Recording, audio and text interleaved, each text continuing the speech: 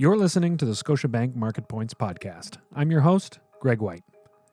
Market Points is part of the Knowledge Capital series, a collection of audio, video, and written commentary from Scotiabank global banking and markets leaders designed to provide you with timely insights and analysis. Q2 earnings for the Canadian banks surprised on the upside once again as they continue their trends of beating the consensus. Healthy optimism with respect to ending the pandemic and restarting the economy is providing support for the ongoing strength in the banking sector.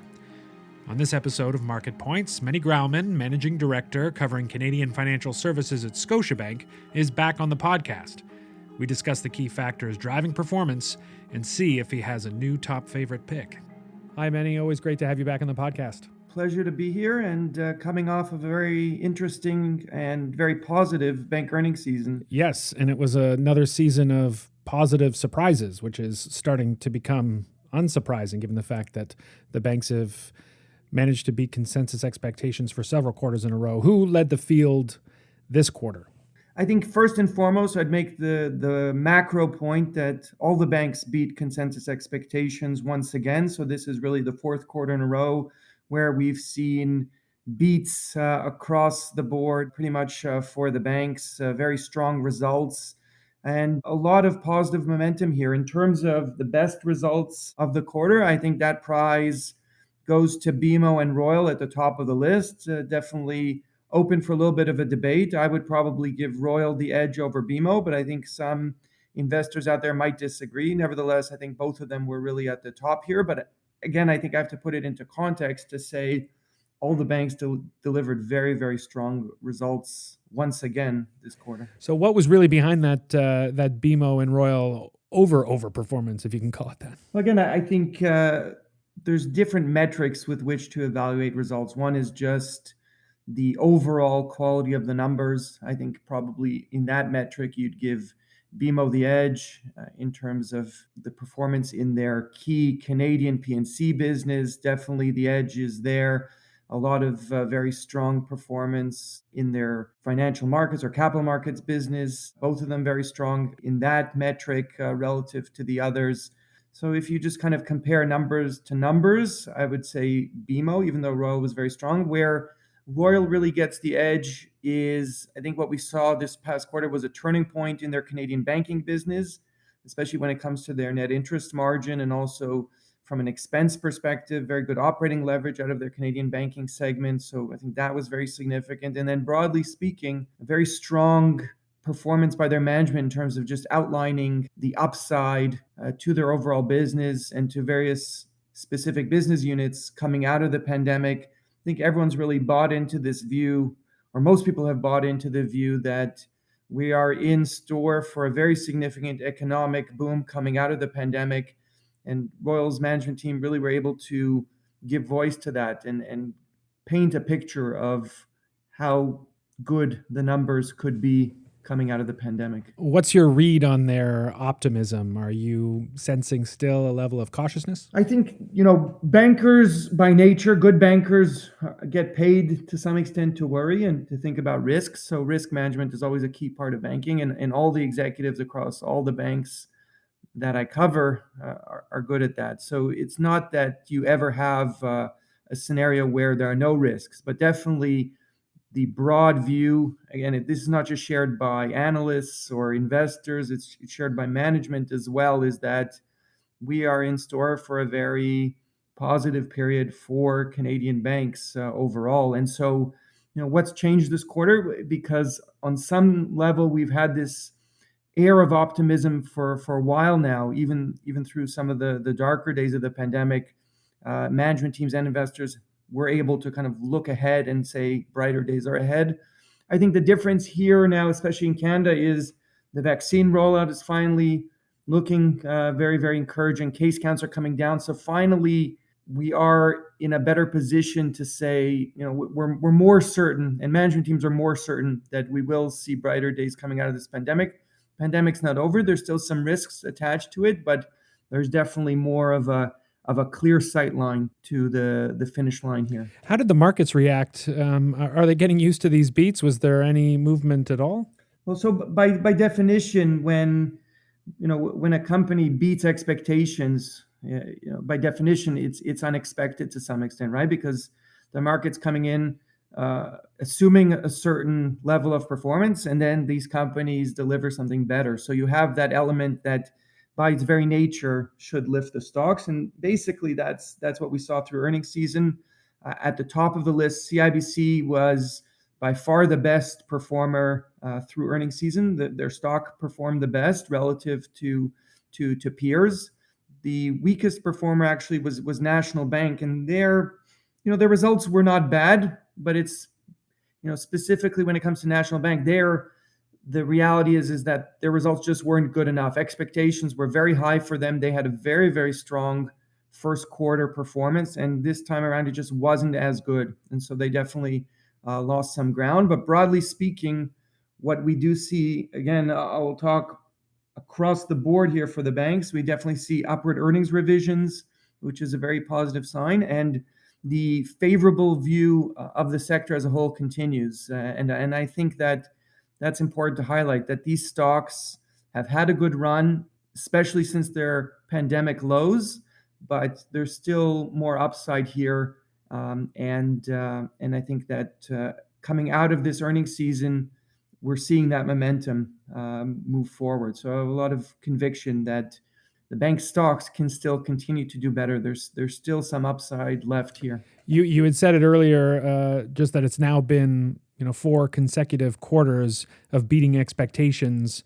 When you're looking at what's behind these beats, is there anything different this quarter? I would say first and foremost, credit continues to be a big driver of the beat. Loan loss provisions continue to come in lower than expected, but it's more than that. And the fact that most banks, with the exception of TD, beat expectations in terms of a key metric that we like to look at, which is pre-tax, pre-provision earnings, which is effectively the earnings that the banks are able to generate, excluding taxes and excluding really changes in credit provisions. All the banks except for TD beat street expectations on that metric. So that tells you that it's more than credit here. And what we're seeing is very encouraging momentum in terms of revenue growth, especially when it comes to capital markets revenues and wealth related revenues.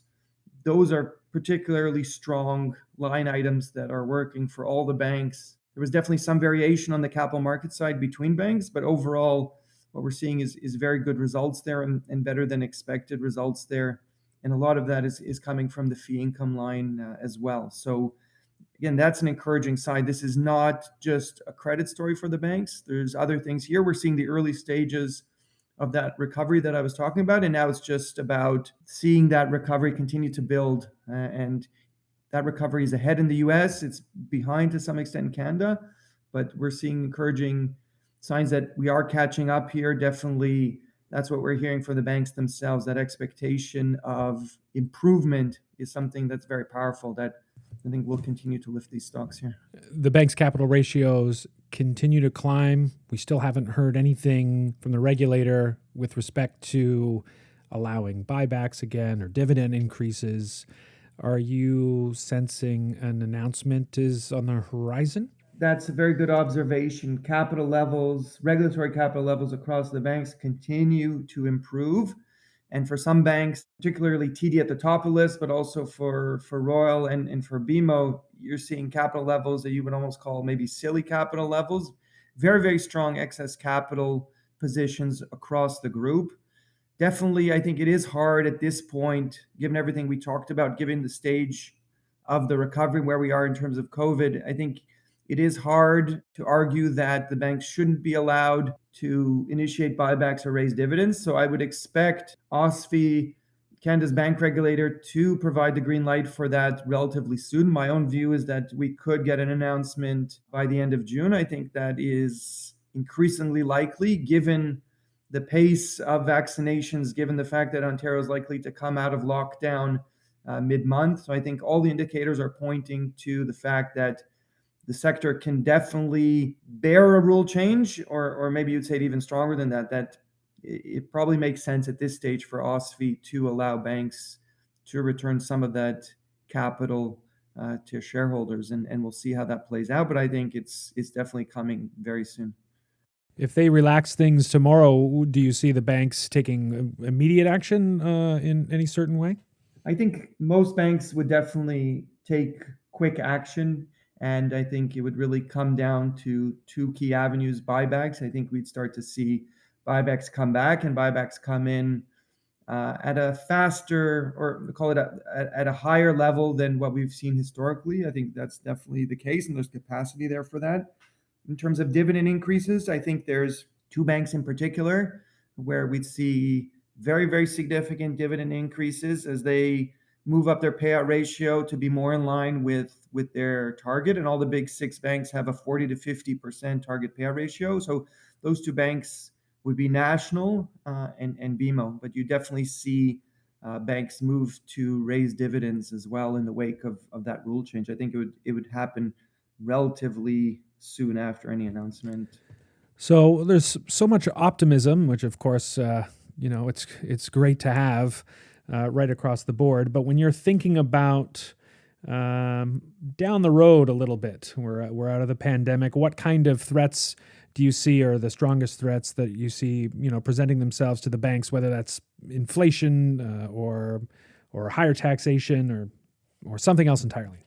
So as I mentioned earlier, any good banker always thinks about risks, even when times are good. And I think definitely times are good now for the Canadian banks. So the opportunities definitely outweigh the risks, but nevertheless, the risks as I see them for the Canadian banks that all investors need to consider are first and foremost COVID. We have a clear sight line to better days, but definitely COVID is still with us and is still a consideration. Beyond that, I definitely think inflation is a key risk. We've gone from a period where we've kind of been looking for inflation now to a situation where the data is definitely somewhat concerning. We're seeing inflation measures definitely come in hotter than expected. So that is another factor. A little bit of inflation is good for the banks. A lot of inflation, probably not so much. So it's a complicated issue to disentangle, but definitely that's another key risk. And finally, I would say regulatory risk. And with that, I would put in taxation. We know that governments, and especially in Canada, governments have spent a lot of money trying to offset the pain of lockdowns. They've done a very good job.